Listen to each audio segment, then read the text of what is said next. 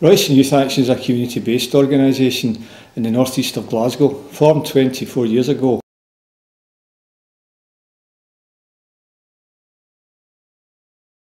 The first word that comes to mind is stability. I spend a lot of time writing funding applications, and every funding application is a question about who governs you, the number of people that are on the board, what skills do they have, and too many people are from the local community.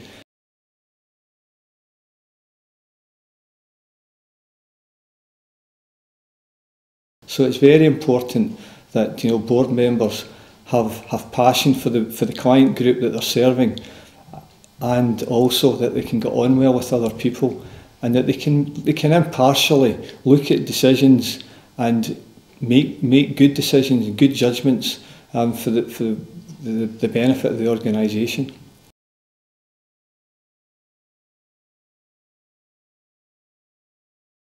So a strong board helps considerably, because nobody will fund a community-based organisation unless you have a strong board, and everybody's always asking who are your board members and what skills do they have.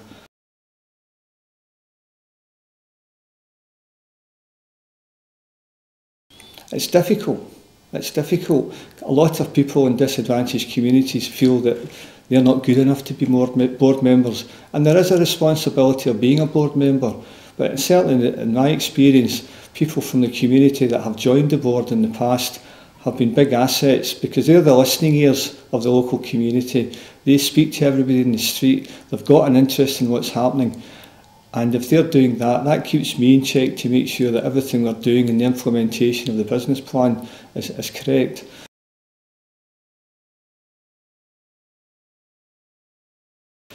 I can't praise Jobs and Business Glasgow enough. We've had board members trained to learn financial skills and governance skills, all supplied by their personnel. We're now in our second business plan, which the organisation's financed with a consultant, and we're currently working our way through a very exciting document. And if we achieve everything that we've set out to achieve over the next 3 years, I'm convinced that Royston Youth Action will have an even higher profile in the Royston community for the benefit of many in the community.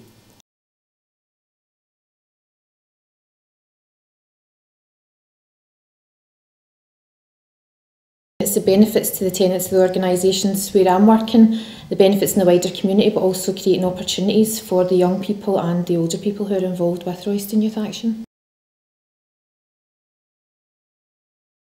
I think that's a really difficult one to answer. I think there's the same difficulty in any organisation that's governed by a board, and I think people have to feel that there's something in it for them.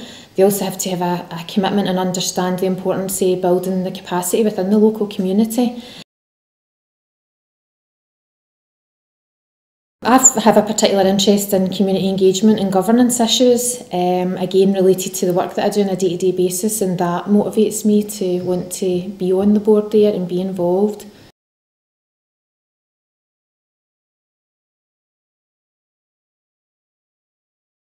On a personal level, for me it was the work-life balance and childcare difficulties, and once I'd managed to overcome that, then it wasn't a problem in finding the time to attend the meetings and read over papers that are issued and making the decisions thereafter.